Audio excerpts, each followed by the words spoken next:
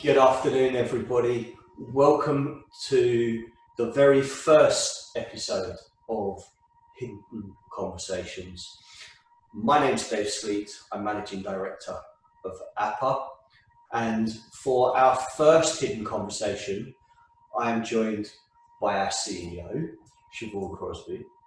And in this series of conversations, we are going to be speaking to therapeutic professionals, coaches, and those connected to the social care sector, as well as the justice sector, the military sector, people who work around the therapy arena.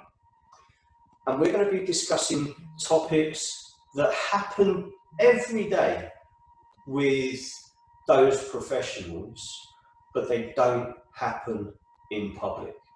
These are topics like faith and religion, like obesity, like alcohol usage within the sector, just as a bit of a glimpse of what's coming in the coming months. But today, I'm going to let Siobhan introduce our special guest. And I hope you will join us all the way through as we get to know our first hidden topic. Thank you, David. Well, I have the pleasure of actually introducing Bernie Wright. And Bernie, I don't actually know how long I've known Bernie, but we've gotten closer and closer over the last few months, and my understanding of her knowledge around eating disorders is absolutely phenomenal.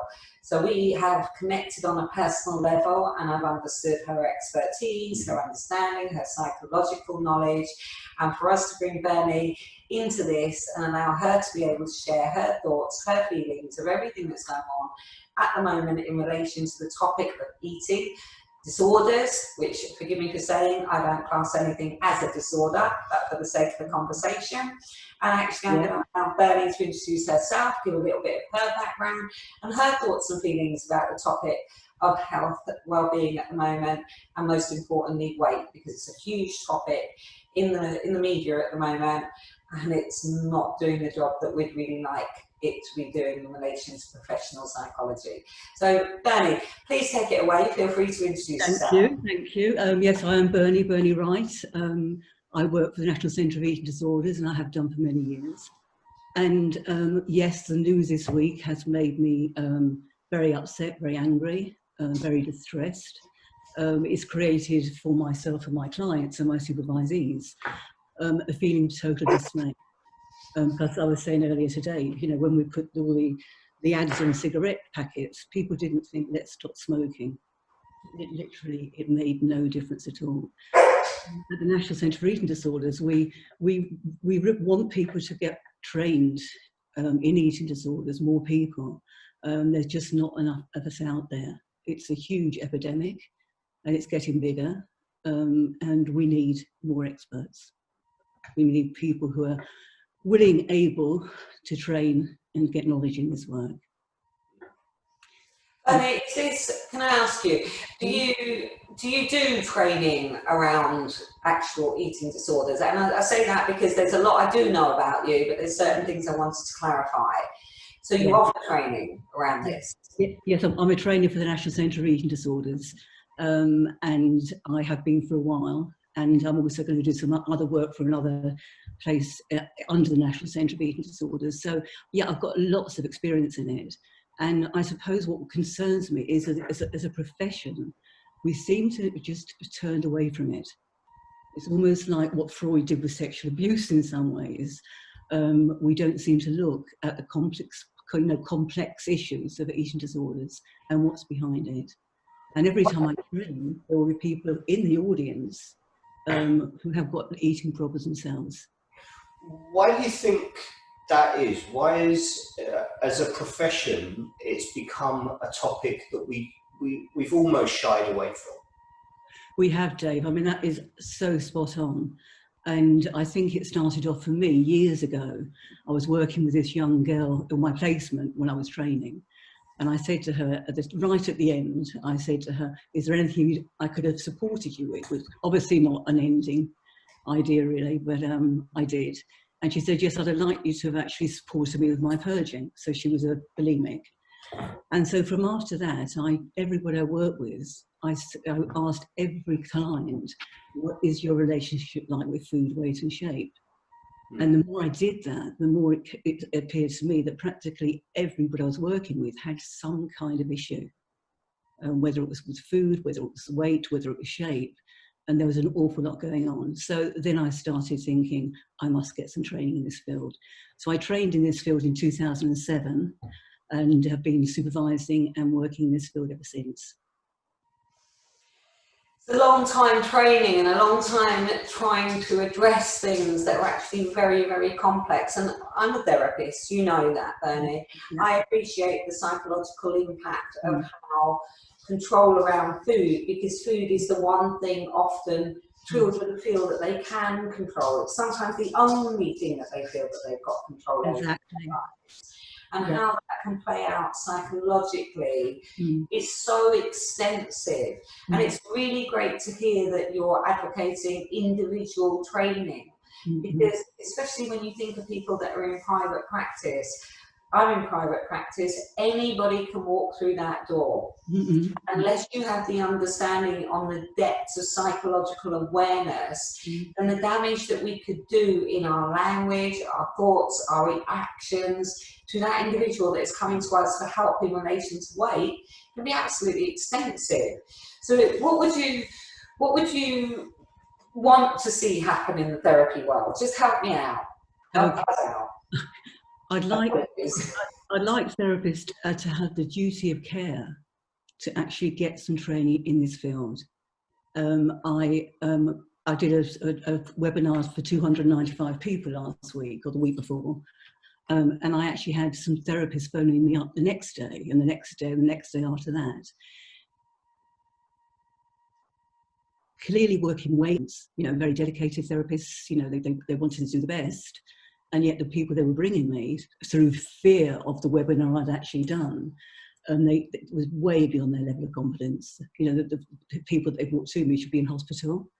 And in fact, I was training not so long back, and one of the lovely therapists was in the room, and she was working with someone with a body mass index of 13, which is hospitalisation, and working quite happily alongside that with her supervisor and with her and with the GP.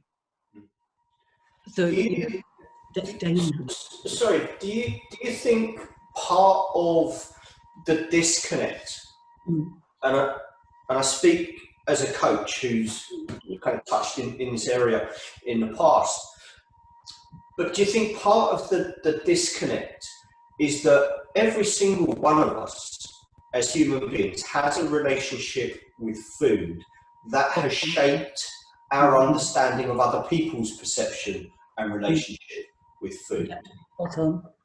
And because of our own perception of that relationship, whether that's good, bad or indifferent, it causes us to say, actually, I don't want to go near this, I'll find you somebody else, because it's actually a trigger for myself. That's a brilliant point, Dave, and that happens so much. And yet what therapists don't seem to understand is if they're trained as therapists, they're very able to work in this field.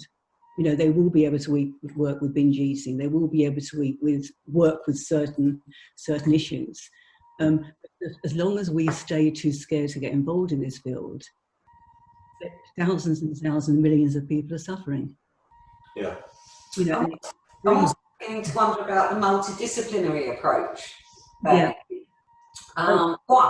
What I've picked up, and this is where I really would love your opinion on this, there's a lot of therapists out there that believe that one modality, one approach is actually what will work for somebody with an eating disorder. But if they've actually got eating difficulties, and it extends to them turning into being severely, for example, severely underweight, and causing them because the body will physically respond to that reduction in food. in a huge way. I know that my personal opinion is multidisciplinary approaches ought to be brought in, but I really want to hear, this is your field, your expertise, I really want to hear your thoughts on this. Absolutely. And that's if you're going to work out there in this field, so I will work with a team. So I work with Lisa Smith, who's been working with me for years. And I get, National Centre for Eating Disorders, I'm under their umbrella. I get an awful lot of support from their network. So yes, I will be working with the National Centre of Eating Disorders. I will be working with the GP, psychiatrist if need be, a dietitian, a nutritionist. They're all vital parts of the team that I work with. It's really good to hear you say that, because that was my own personal opinion. Mm-hmm. And I'm hearing an awful lot about, one modality will work for this and change it and resolve it. And I understand myself personally, person-centered therapy, and this is what I'm thinking of, is a baseline for all situations. But when it comes to things around food and difficulties, bringing more than that into the sphere of treatment, if you like. And treatment sounds a very clinical way of thinking about it, but I'm thinking about the clinical side of work in relation to... Yeah, thank you, Vonnie. That is fantastic that you brought that up. And it's vital that people, because there is that field of thought that of course the relationship is vital, of course it is, but it's not enough. We need to feed the brain, the physiology. There's so much more to this whole complex issue. And do you think within that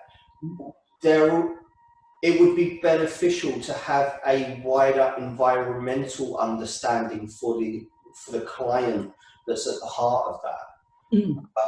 Because from my experience, even working in the States where there is that kind of support network brought into play, it's almost kept in a vacuum, and you can get an amazing result in the vacuum. And then somebody goes back out into their everyday environment and it all falls apart because the context of the environment is never brought into the vacuum, and the vacuum never works in the environment. Yeah, I get you.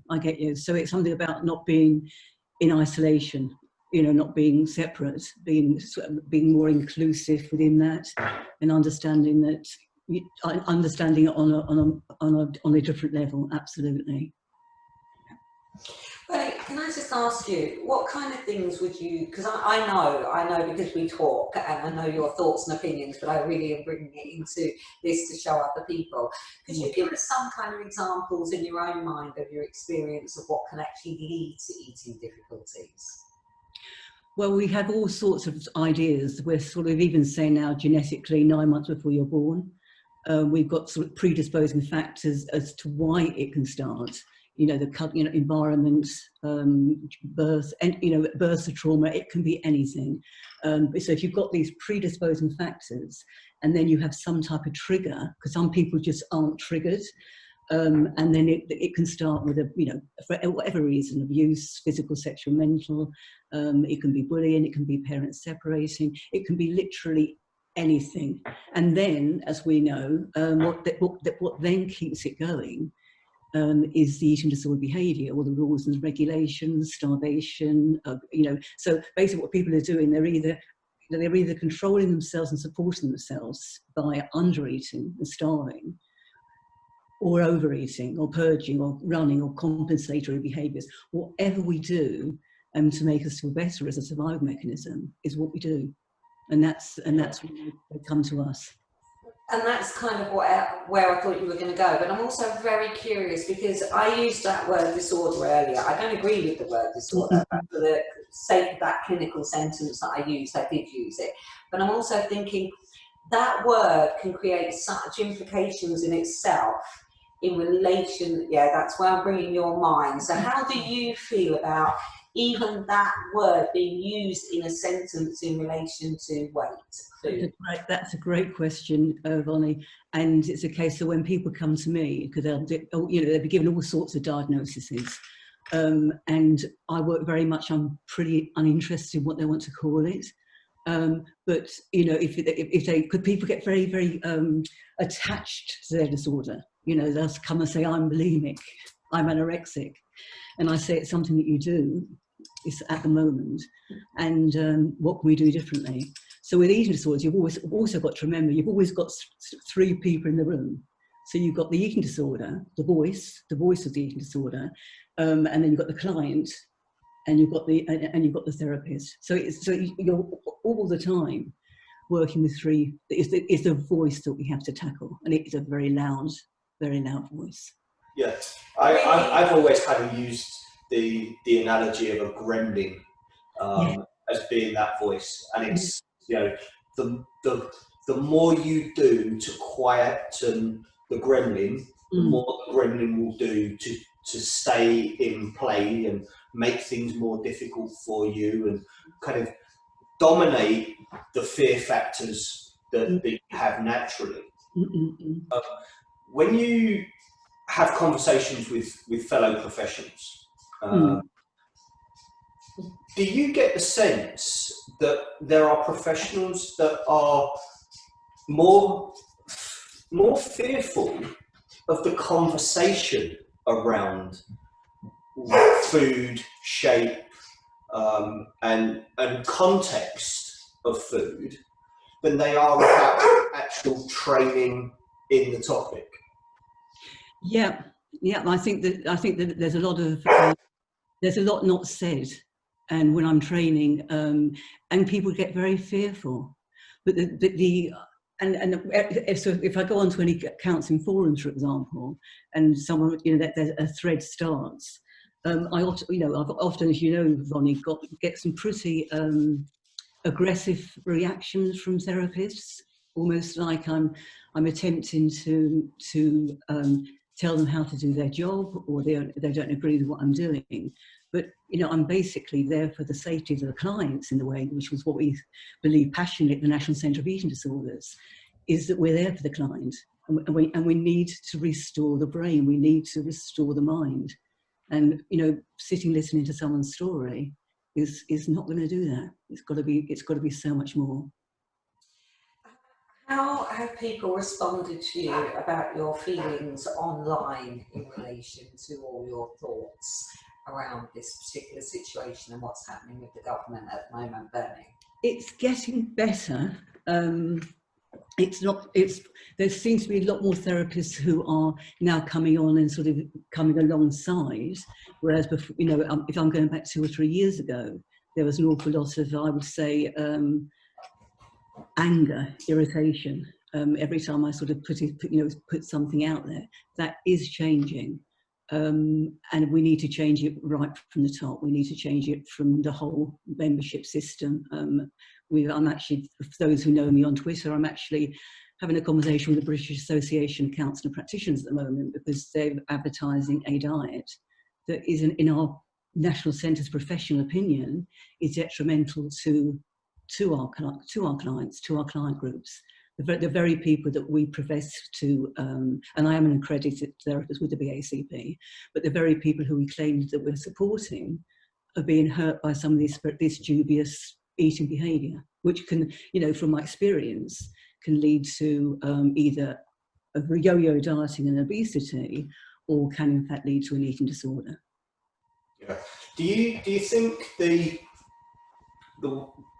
way the food industry, the marketing sector have all played a part in creating the environment that creates the relationship with food and the understanding of what food does to the body and the nutrition processes, everything else that we know we got so wrong in the 70s and 80s? We're paying for it now. Yeah, we're reaping what was sown. But do you think that because the powers that be within those sectors have gained the amount of kind of dominance that they have, that any change is going to almost have to cut a certain sector and say, look, this is lost. We've got to start here and build this now. We can't fix what was done before. No, and that's exactly what's going to go very badly wrong with the government plans at the moment, because it's not going to fix the situation. Putting people on bikes and talking to them about their diets.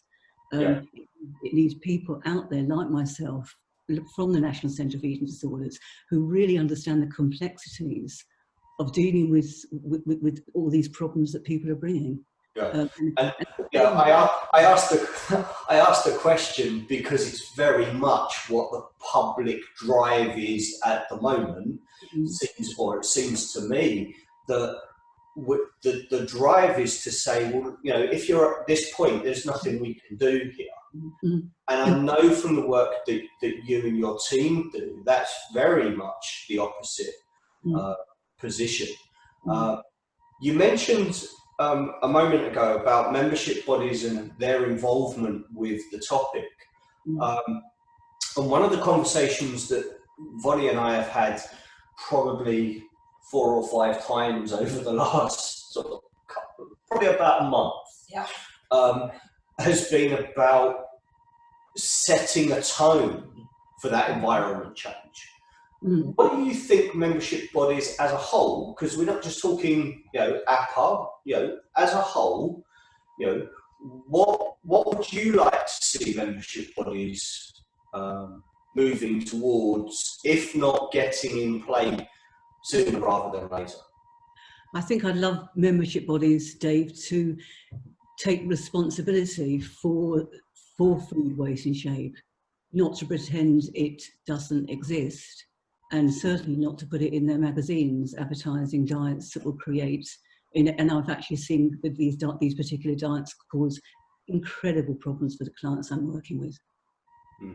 And as someone that used to compete in athletics at national club level, and have nutritionists, literally control every ounce that was put on a plate in front of me at one point in my life, and I'm glad that is over. Thank you very much.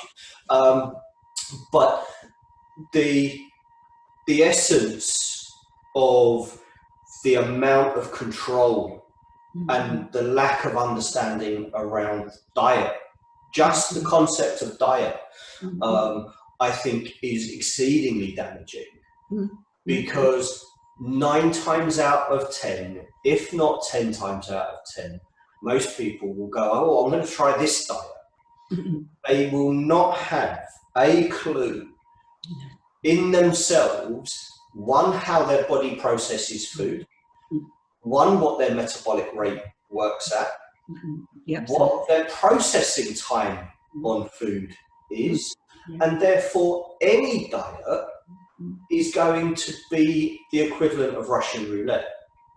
Absolutely, or as the Guardian said today, with what they're doing at the moment, it's almost like building a string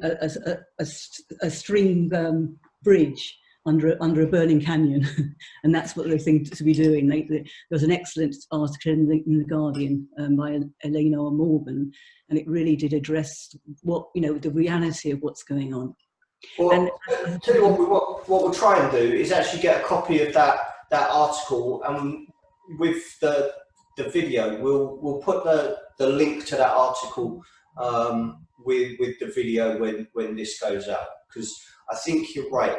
The more awareness that people can have about how the industry is shaping that environment might give people a bit more of an understanding of why it's so important that we do things differently. Well, I'm also thinking this is a great opportunity to be able to showcase somebody who really knows her stuff inside out. But my brain's going, I'd really like to see you at number 10 educating. That's what I'd really like you to happen, Bernie. And I honestly think if enough people wrote to their MPs and expressed their own feelings about this, but also on the back of understanding the depth of psychology attached to weight. Exactly. Because it is the depth of understanding that is so essential, and in my opinion, somebody isn't being taught very well. So they're sending out this public message which feels for me personally, really shaming. I don't know what you feel. It's so shaming, and because the BBC phoned the other day for an interview, which I passed on to Diana Jade of the National Centre, and it's like, what I don't understand is, like, Diana Jade's she's such a specialist in this field, and not one person has thought, let's pick up the phone to the National Centre for Eating Disorder or any other professionals that are in this field and just get their ideas, get what they think, get their thoughts around it. Shaming our clients, guilt shaming them, it's not going to work. All it does is effectively be the trigger point for the for even more unconscious stuff that actually leads to the problem in the first place. I know from my own history, I'm very comfortable at admitting that I went through an awful lot of trauma in my history, and I know one of the biggest things that I did as a child, and it's an amusing story in my own family, that I wouldn't eat my mother's food. Now, she doesn't know why, because it's not something I've ever bothered to discuss with her. She just thinks I was a stubborn child, a stubborn, angry child that wouldn't eat her food. So I would be taken down the road, and my auntie would give me, believe it or not, dog drops, as in chocolate drops for dogs. And I remember as that 5-year-old thinking, well, anything's better than eating my mother's food. It wasn't the problem with the food, it was my feelings around my own emotional lack of control around the situation with my relationship with my mother that translated into me controlling my food, which essentially meant I wouldn't eat. Exactly. So it starts very, very young, isn't it? It starts very young. And if food is the currency of love in people's families, often that would be the first thing a rebellious child will reject. And it happens all the time. I've seen it so much. And I think that's where the more education and the more understanding that you can have a 5-year-old that is struggling from an adult's perception with food, when actually the child is exercising the only control that they've actually got, 100%. And working with understanding what it is, what's going on for that child, rather than either trying to force feed them or to leave them at a table for hours. And I'm using my own personal experience there. Sit there until you've finished your vegetables, young man. And thankfully I ended up having a dog, so the dog got very well fed underneath the table when everybody else had gone 3 hours later. But I really do appreciate the lack of understanding and the messages that the government is sending out right now that's so detrimental, because that child in me once upon a time felt very ashamed and angry. And the message that's going out right now is saying you ought to be ashamed, basically, of being the way you are, and you ought to get on a bike and get some exercise and lose some weight. So if I'm finding it frustrating, and this isn't even my field, I'm wondering the personal impact that it's had on you in the last few weeks, Bernie. It's certainly made my work harder, and it certainly made the work of my supervisees harder. And of course, lockdown, it's brought out so much, people, parents who thought their children were eating quite well now haven't realised through lockdown they're living on air. Or people who were binge eating before. So a lot of people have resorted to the behaviour they did before that. A lot of my clients have come back, not for long, most of them just checked in and checked out. But it did, that lack of control what's going on with COVID, provoked them to start using those mechanisms again that they'd found so useful when they were younger. It's interesting you use the word mechanism, because as a coping tool, as a control tool, we organically put mechanisms in place for our survival in the environment that we perceive it. Absolutely. Now, I don't think there's a single therapist, coach, counsellor on the planet that would disagree with that. Do you think there is a deeper reasoning behind why shaming is being used as a management tool at this moment in time? it's what people have always done. You know, let's just shame people into jumping on a bike, or not buying a McDonald's, or and some of the things can be useful, for us to change, and that's why therapists at the National Centre of Eating Disorders, so all of us will be trained in nutrition.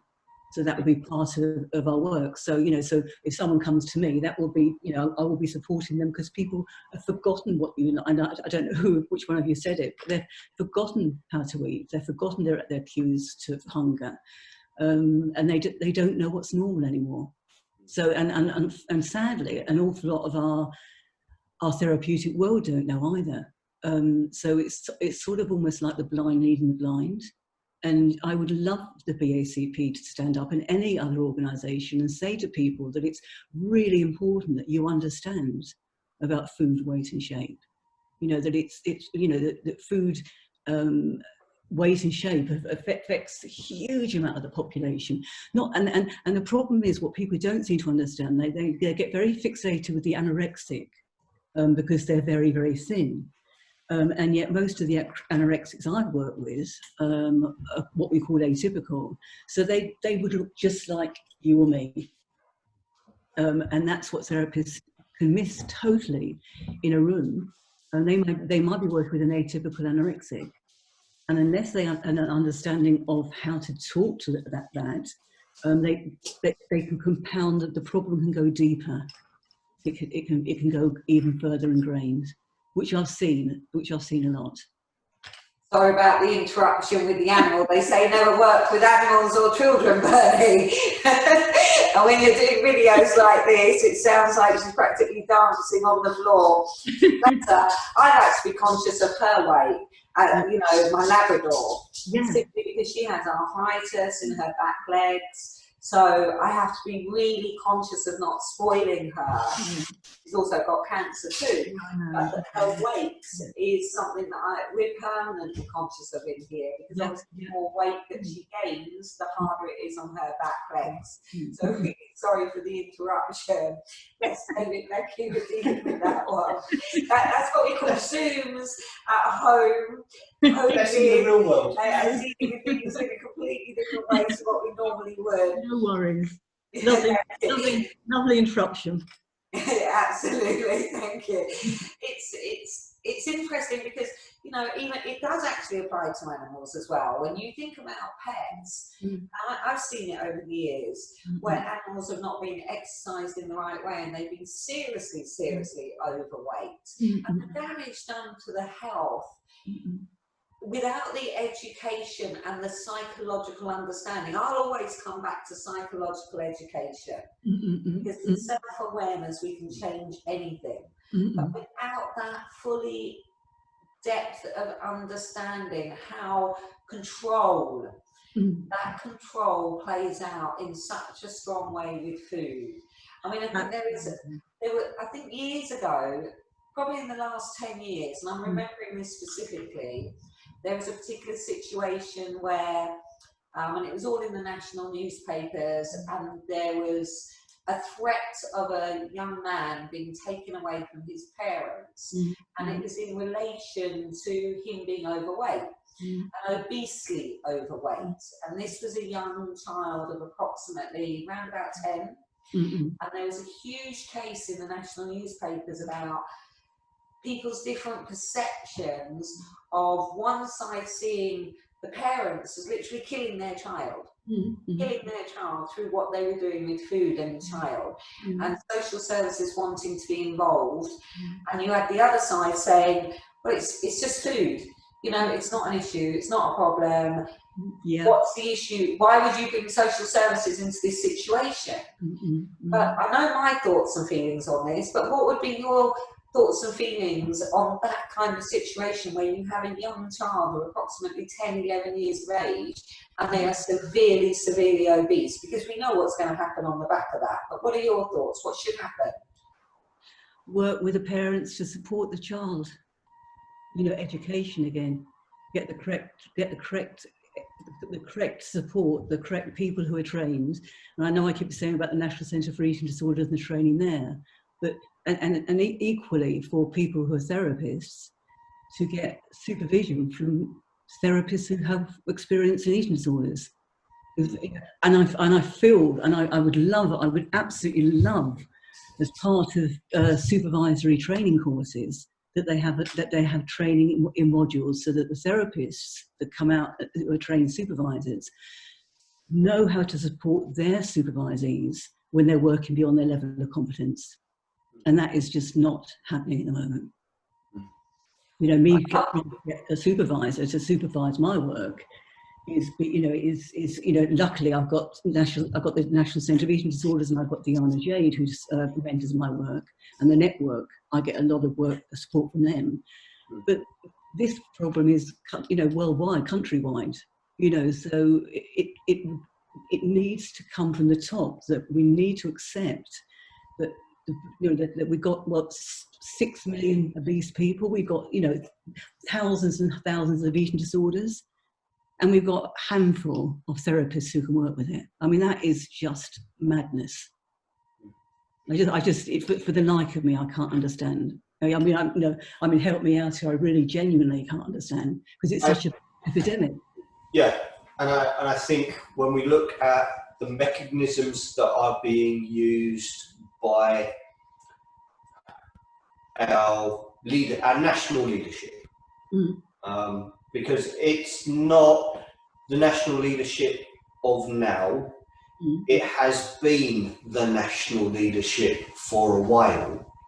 Those mechanisms have leaned towards shame rather than support, and created that environment where shame is okay to be used as a mechanism. Exactly. And when and we can see it in other areas of how a topic is, it's okay to talk about it in this way, so everyone else can talk about it in this way, who know nothing about what the topic is or have any understanding of it. What do you see as the way forward in the immediate term? And do you think that with the... Sorry, I'm going to deal with furry. Your turn. Yeah. Furry friend. Bless her. We're talking about food. Ladies and gentlemen, Ollie understands the topic of food better than most. But what would you like to see as the immediate and short-term response from that national leadership? You mean from the government? Yeah. Yeah. To just hasten slowly. I'm almost speechless.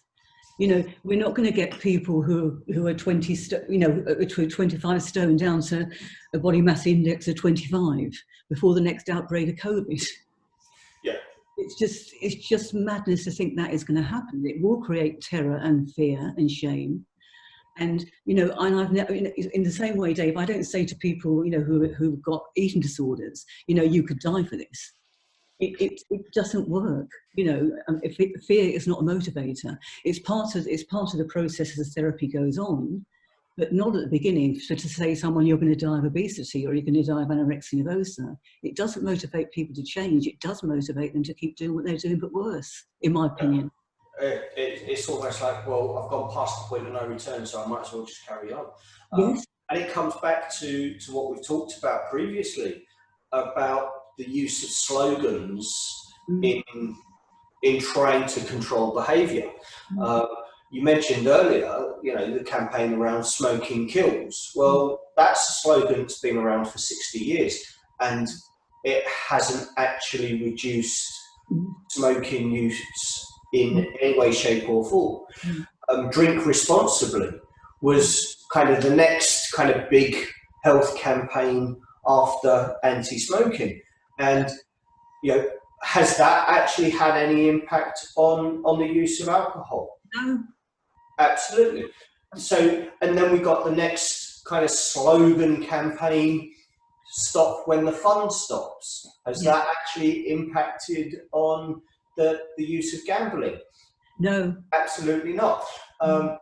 So we know that this is likely to be the next kind of campaign focus. Mm-mm-mm. And we know that there will be slogan usage because that's the mindset that's in play. Mm-mm. And defeating that, for us, we have continually highlighted that the human condition is made up of psychological, emotional, and physical. That's the triad of humanity. And when we use slogans, we avoid the emotional, we avoid the psychological. So the 2/3 of our bodies and our lives that have the biggest impact on how we act, how we interact with the world around us, aren't being mobilized. Yeah. Do you think there is an opportunity now for membership bodies within the field to come away from the slogan approaches and work together to have a coherent kind of point of focus on the topic? Yes, absolutely. I'd love to see. I mean, I was saying to a colleague yesterday, I think the government, this goodness knows how much this is going to cost. But they've been far better, in my opinion, to have actually got all the counselling bodies, all the training courses, all the therapists training out there now to actually have some training in eating disorders and obesity. Put your money where it's going to work.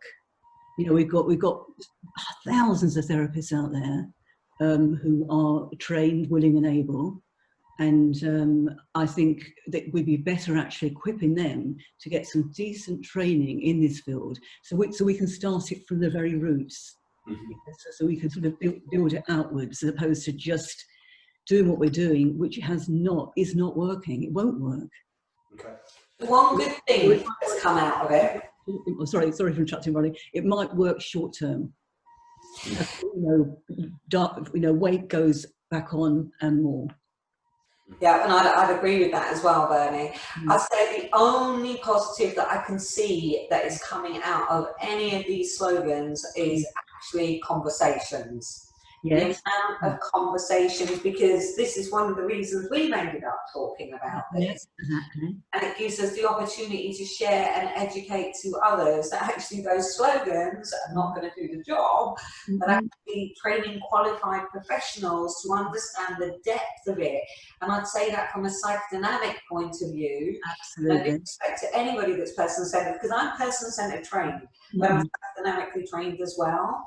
Having to be able to incorporate those ways of being, combined with appreciating that it's not about us, it's about the client, so a multidisciplinary approach. When requested, when needed, it's absolutely essential to put in place, isn't it, Bernie? Absolutely, 100%. And I think if we start with counselling organisations and training organisations, surely we can change. But if we don't put the psychological work in, as well as this is a diet, go and eat it, it's just going to rebound diet, and then they'll make that. It's because everyone that comes to me, they normally come to me so shame-based. They're coming to see an eating disorder specialist because they can't stand to do another diet. And the very first thing I do is because and I'm person-centered, and I do find it rather difficult to go into quite a directive type of working. But the very first thing I would do is I would do a lifeline, a weight and shape, and then and the amount of people who just looked at it, I've got to do it on a big whiteboard, and the amount of people who just looked at it and just wept, when they see basically how much they've been like. And people have said all sorts of things to me. Well, it doesn't really matter, but I said, do you really want to keep doing this for the rest of your life? And things like, well, yes, at least I'll have spent half of it thin. So you've got to work with that mindset. What is thin? What is your set point? What are you supposed to be? And I say to my clients, your eyes are brown. I can't make them blue. And that's what we're trying to, so most of my clients will gain health, and I don't say lose weight. I think losing isn't losing, but I always say gain health. And I always say to my clients that, my sense is from doing this job for so many years is that you will gain health. and it won't matter so much. You know, so you're not obsessing about how much you weigh on the scales. Yeah, it's about kind of switching the focus from losing to gaining. Yeah, exactly. And gaining the lifestyle, the health balance, the psychological balance, the awareness all comes into play, so that they can adapt to life as it goes on around them without falling into the traps that have been set invariably by others. You know, the coping strategies that lead somebody to that are shaped by other people. Yeah, exactly. You know, and empowering somebody to actually be able to respond to that environment. This actually reminds me, and I'm sure it's Love's Executioner by IBY. I am absolutely positive. Is it that book? Because there's a book in there and he talks about his dislike of a fat client. Yes, I remember that. Is it in Love's Executioner? I'm sure it's one of his much earlier books, because I'm going right back to my training here. And that book is why I became a therapist. And I think she was called Bessie. You might be right. My brain is not going that far back. But it's a really good example. It's somebody like Irvin D. Yalom. Yes. Acknowledge his own difficulties. And we're talking, I haven't got that book right with me, so I can't remember the date that he published it, but I know it was in all the training way back when that we were way back. Read that. And I'm talking almost 20 years in my case, so I know it was written a long time before that. Yeah. Simple fact that he himself, as somebody that's so renowned in the field of psychology, had to work with his thoughts, had to work with his feelings around weight and what that female presented. And I think one of the most important things for myself, and I'm sure this applies to David as well as you, the ability to not be egotistical as a therapist and recognize our own stuff and not allow it to bleed into what a client brings, no matter what that issue is, whether or not it's weight or otherwise, is one of the most important factors out there. And I know you'd agree with that. Absolutely, 100%. Absolutely agree with you on that. It shows you how far back this issue of weight has been there, really, in relation to professionals that work with clients, doesn't it, Bernie? And they're still not, I mean, when I do my 2-day training on, you know, eating disorders and obesity, and I'll always ask everyone about their own food weight ratio, and I will also ask them how much training was there in their training. And, you know, even the ones who were trained like last year will say we did half a day. I mean, food is the biggest relationship we're going to have with anything. And to avoid and to leave it out of all counselling and psychotherapy training on the main is just absolutely astonishing. I wasn't trained, Bernie. I had 5 years of studying. Eating and food never came up once. No. Thankfully, my own experience plus my training, as in understanding psychology, understanding psychodynamics in particular, that's what's helped me appreciate it as much as I actually do. But if somebody doesn't have my experience, as in the personal one that I had, as well as the training, they're missing out one of the biggest, most important chunks of something that a client can bring into them and not have any understanding of it at all. So I'm so passionate about what you're doing at the moment, because I can see you championing almost the therapeutic world to recognise the significance of food, the patterns around food, our relationship around food, and the psychodynamic impact and understanding that's required to work with somebody that comes to them. Completely advocate, and I know APA will support you in absolutely every way that we can in relation to what you're trying to achieve, because I completely admire your efforts here. You know, we definitely advocate that anyone that is considering the arena of therapy, of coaching, include food awareness in your own learning, because if you haven't got that awareness in your own learning, and even if it's a conversation with your own therapists as you're going through that journey. Just have a conversation about, and open yourself up to the conversation around your relationship with food. Absolutely, because we don't look at our relationship with food. How do we help our clients? So Exactly. you get in there. Yeah. And I'm delighted to be having this conversation. It's very unusual to be sitting with people having this conversation, unless you're from the National Centre of Eating Disorders, and we're always having these conversations. But I think it has to stop. I think it has to change. I think therapists have a duty of care, in my opinion. Just if we look at the 6 million people who are obese in the UK, they're all sitting in therapeutic rooms all over this country.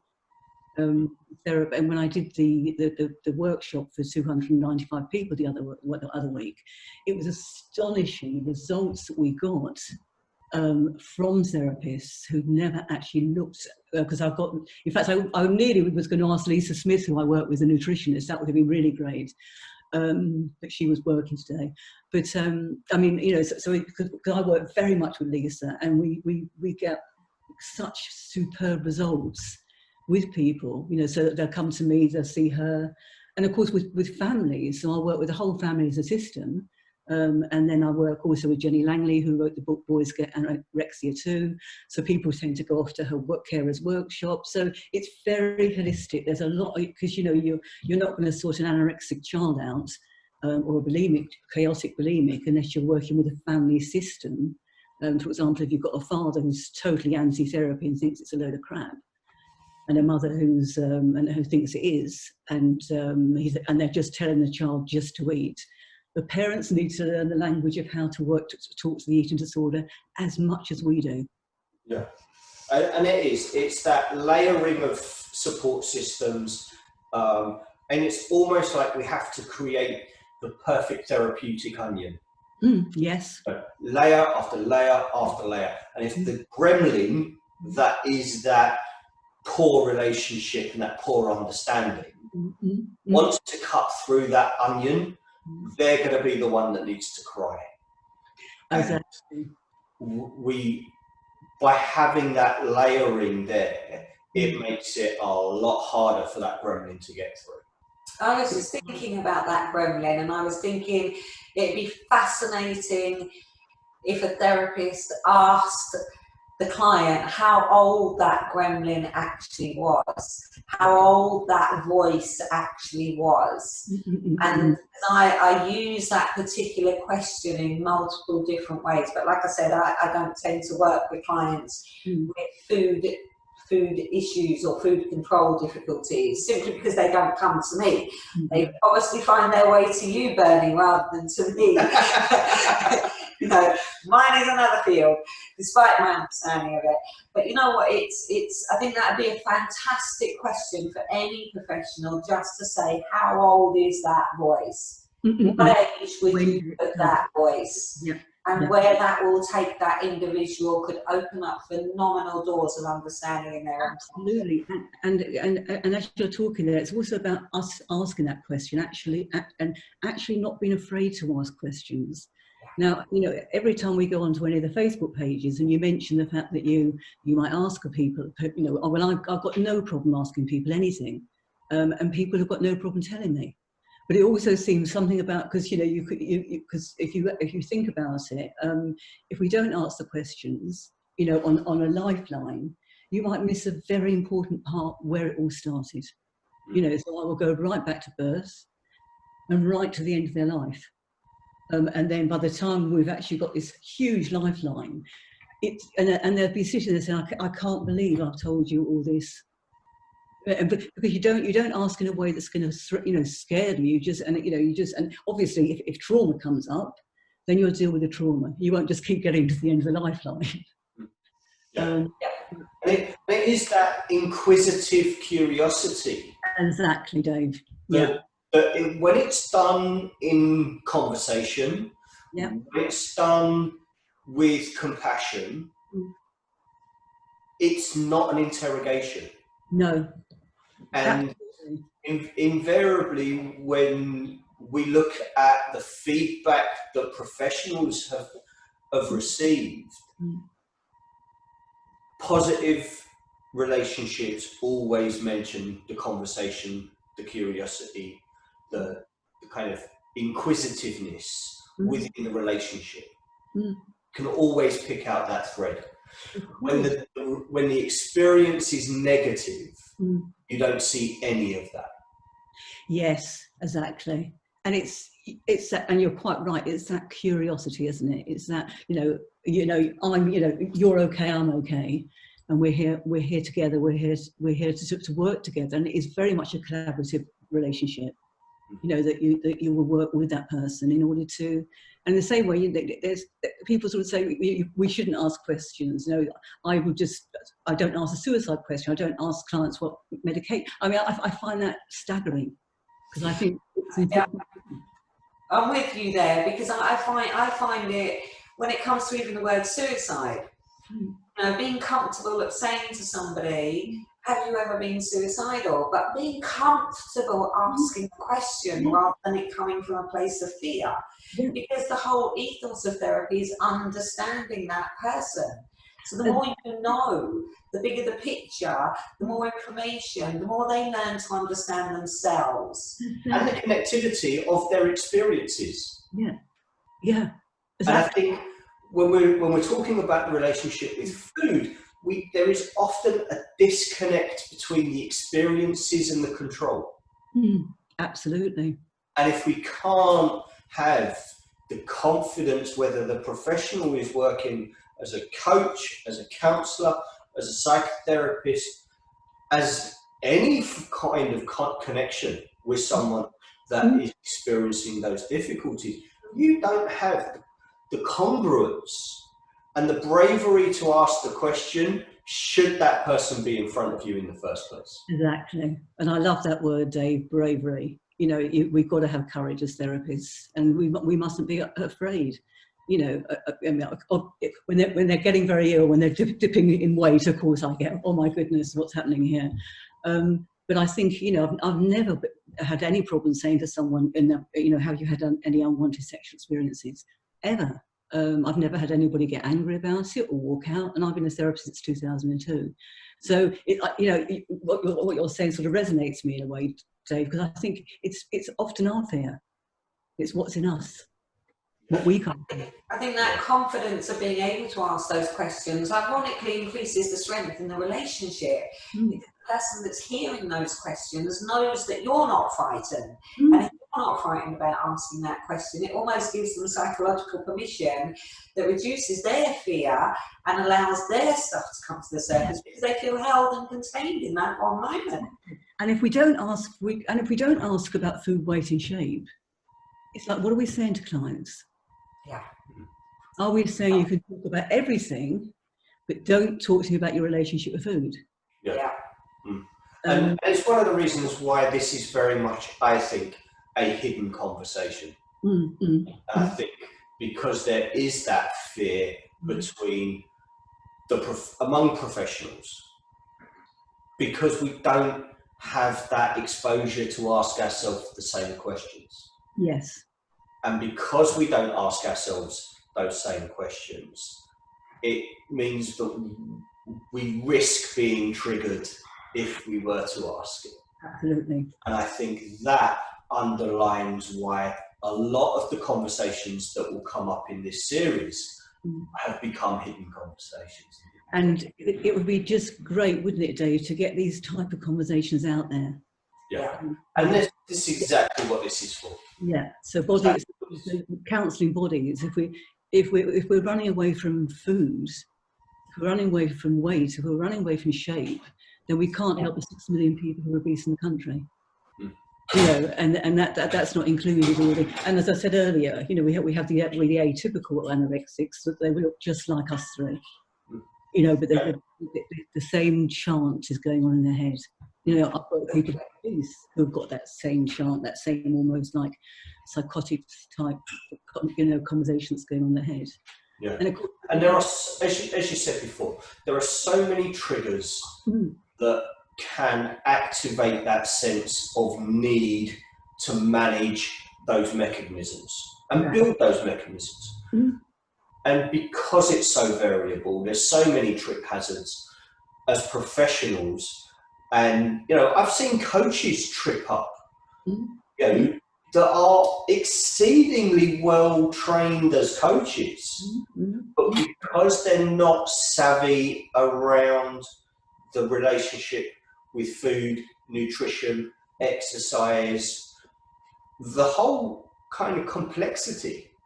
And it is so complex, and there's so much, and there's so much that we, so for example, with the way we work differently with the National Centre of Eating Disorders and people like me that are trained to do so. So before the client even comes, and there's a lot of, we don't do that. We'll send a 15-page questionnaire. I've never had anyone who hasn't filled it in. In fact, some people just add pages and pages to the end, because sometimes it's almost like I'm anonymous until they come. And it's so we're already pretty sure what we're going to be doing nutritionally and health-wise before the person even comes to us. And it's very complex training. And it's that for the client experience, that pre-session interaction gives them a sense of, actually, I can talk about this, I can, and it takes the fear factor of crossing into the room down a notch or two. It does, and once again, if I've actually put that on some of the Facebook pages, the counselling Facebook pages, there's been it's getting better, but there's been a terrible resistance to how dare you? How dare you ask questions? How dare you do this? How dare you do that? And I suppose I'd like just put it straight back there and say, how dare you not get training with food, weight and shape? How dare you not be prepared for your client? Yeah. Period. It doesn't matter. It's about the fact that a client has had the bravery, the motivation, the conviction, the awareness to reach up. Exactly. And say, I need somebody else to pull me forward just for this moment in time. In this, yes, absolutely. And even if you do ask the question there, which I find fascinating, so even if I ask, and I did have a client who, when I asked her the question, what's your relationship with food, weight and shape? She said to me later, just because you're an effing eating disorder specialist. Why do you have to ask that effing question? She was really mad. But she came back a year and a half later, and she probably had the worst night eating disorder I'd ever worked with. But at least I put the words out there, and it stuck with her. Was sown. The seed was sown. When she was ready to do that. There are studies out there, and I don't really mind who disagrees with me, but the study reflects that the personality of the therapist combined with their training is actually what allows us to be as congruent as what the three of us are talking about now. Yeah. And having that genuine part of us that actually cares about the person in front of us, which means we ask the questions, which means we notice the kind of things that we need to include in assessments. And an assessment sounds like a very daunting word, but actually it's just gathering information. It's getting to know that person. It's painting that picture that they're sharing with us so that we get that timeline to help understand their background. And for me, that's essential. But if it doesn't come from a genuine, honest, congruent place of care, then I think that there's a problem. And the client will notice. The client will notice, and they will give you a presentation that they think is what you want to hear. Exactly. And I'll always say, you don't have to be good for me. Don't come back and be a perfect client, please, because recovery is not linear. And that's coming back to the problem with the government again, because of course it's not going to be linear. My clients have lots of lapses and collapses and relapses, and that's part of the work that we do, that what will you notice when you're behaving that behaviour again? And I've spoken lockdown, it's brought so many of us. I found at the beginning my anxiety levels went so up, and I found that I was struggling to eat in a way that I normally did, but then I just sort of protein shakes. So you know what's going on because you've looked at all your relationship with food, weight and shape. Yeah, and I think any effective plan for support should always have that escape points in where somebody who is struggling, it's okay to get off of this right now. It's okay to reconnect in a week. It's okay to connect in 6 weeks. It's about not knowing that this is just a single dimensional journey that you are on. This is going to have loops all the way along, and it's okay because the support mechanism is around the whole thing, not just the single plan. Yeah, and sorry, Bonnie.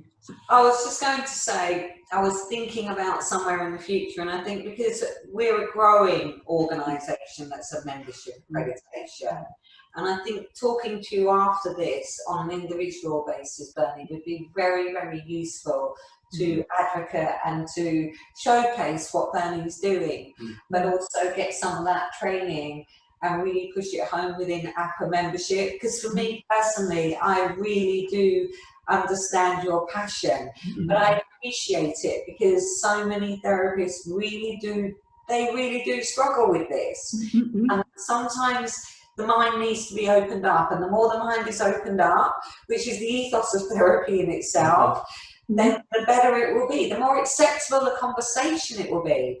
And the shame needs to be removed from this, and that is not going to happen overnight. So my brain is ticking over as we're talking, thinking, I want to speak to you more, and I know David will after this. Definitely. Because for our membership, it's really important to advocate exactly what is necessary out there for clients, for them not to feel frightened, for them to know that there's accurate help out there, and to those of people like you that actually understand completely what's going on, but you've also got the system around you. Exactly. And of course behind it is very much low self-esteem, and I always say to people, you know, it's a very precarious way to build your self-esteem, to rely just solely on your food, your weight and your shape. I mean, I think it's great if you're not really. I mean, we're always quite astonished at the National Centre of Eating Disorders. I think we had 82 people on the obesity course. But all the years I've been up and down to London supporting the National Centre, we've had people from Australia, people from Dubai, and people have said to me, "I'd love to go up to London, Bernie, and do the further training, but it's so far away." And I think people are coming from bloody Australia. What do you mean it's far away? We will make sure that in the details of the video, there are all of the links. We'll get that article link as well in there if we possibly can. But I would certainly advocate that any APA member, any therapeutic professional, reaches out and looks at the training that the centre's got available. Where they can, they take advantage of that. I want to thank you for your time this afternoon. It's been absolutely amazing to kind of be able to share the work that you're doing, the insights into the sector, but also I think touch on why this topic is one of those things that has become a hidden conversation across the sector. I love the way you said that, and it absolutely is. And perhaps if I do also send you, if you wouldn't mind putting on the National Centre's next training on the back of it, so people, if they do want to get the training, it is fantastic. Mine's 2 days, and of course it's amazing. Of course, it's amazing. It's everything. We will make sure all the links are available. Okay. We will make sure your contact details are attached to this as well, Bernie, because your information is so essential to get out there. Really we'll also be really encouraging our own members to be fully aware of who you are, what you do. And for me, on a personal note, it's an absolute pleasure to do this because we've taken it off the phone into a professional way, and it's great to see you and hear how you think and feel. And I love the fact that we're so aligned in the way that we think. Yes. It always makes me feel a little bit validated in my own thoughts and feelings. So thank you for that, Bernie. Sometimes we can think we're going crazy, but the National Centre do a master, which I did, the Master Practitioner in Eating Disorders. That's based over a year, and it's absolutely brilliant. So there's lots of and there must be other training centres, but just get more people trained, please. Well, I think APA's commitment is clear. Yes. I think the fact that our first Hidden Conversation episode has been on this very topic is quite telling in itself. I think that I certainly hope that moving forward, as Bonnie says, the promotion and the support that can be made available to the centre is there, and we will look to kind of the options around the endorsed learning collection for the centre as well, and their training works, and again, just doing everything that we can as a membership body to raise awareness that this is a topic that we cannot ignore. No. 6 million people. No. Yeah. And that will be an underestimation. Just by the psychology, it will be an underestimation. Absolutely. And I think, as I started this off by saying, Dave, I think that in the same way that Freud turned away from sexual abuse, I think we've done the same with food. You know, it's just too. Well, APA is turning the tide. And you were starting it. It's funny how this has worked a bit like a therapy session. I don't know how you find it, Bernie. You start somewhere with a client and it goes all the way around, and often by the end of the appointment, you're actually in a place where you actually started, but with so much in the middle of it that it works with those two parts. Well, I've thoroughly enjoyed it. I've thoroughly enjoyed it. It's a subject very close to my heart. I know. And I feel very passionate about it, and often, lots of times, I feel very angry about it. But I'm just, this is a start. This is great. If we can keep doing this with you and membership board who are actually going to take this type of thing seriously, and not put adverts in your magazines endorsing weight loss programs, that would be great. Well, I promise you that would not happen. ever. It's not going in. You may not have seen, but our quarterly newsletter, we're not going to pummel everybody every month. Yeah. But we have made a commitment that for as long as physically possible, we will keep the APA newsletter advert free. We want our newsletter to be beneficial to our members and to the public. So it's the only newsletter that I'm aware of that is available to potential clients. We do not want to be getting into a situation where potential clients are given a bad perception of what the sector is like. This is an amazing field, and it's an amazing time to be connected to it. I think it's getting so much better, Dave. Because when I in 2007 I did this training, and there was still, and there still is very few people out here like me, but it's getting better. It's getting more. I mean, just the fact that you're actually talking to me about this today means things are changing. So we can just and the fact that I think we all agree that the latest government idea about this epidemic of obesity will be treated by shaming them is not going to work. It just keeps the cycle of addictions going. Yeah. You never know. We can always find emails to number 10. I've found them on more than one occasion. You never know where this might end up, Bernie. Some of us know where the back door is. Yes. Okay. So if anybody has watched the Hidden Conversation this afternoon and has felt a benefit from that, you can get a CPD certificate for this time. What you need to do, go to the APA website, download the CPD questionnaire, get that back to us. We do not issue CPD certificates on any of our videos without there being a verification. So potential clients will know that if you've got a CPD certificate for one of our videos, it's not just because you watched the video, it's because it worked for you. So go to the website, download the CPD questionnaire to get that CPD certificate. Bernie, thank you so much for your time. It's been an absolute pleasure, and I look forward to what I'm about to say next. I have no idea. I know. Every single membership body in this field, home and away, if this is a topic that you would like to get involved with, if this is something that you truly believe needs to change within the therapeutic sector, contact us. We are the only organisation that has already this year proven to collaborate with professionals from all membership bodies to produce projects for solutions.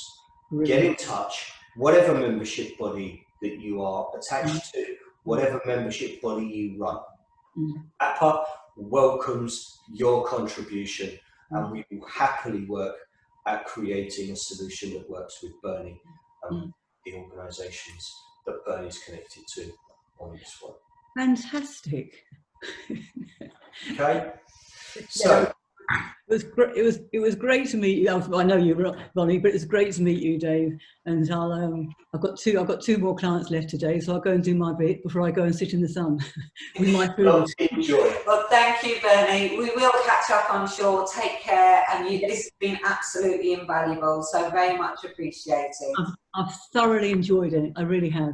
It's been great. Likewise. It's been great to talk to. I even forgot we were videoing it. I thought and then we were conversations in a room together. Absolutely brilliant. Take care. Take care. Bye.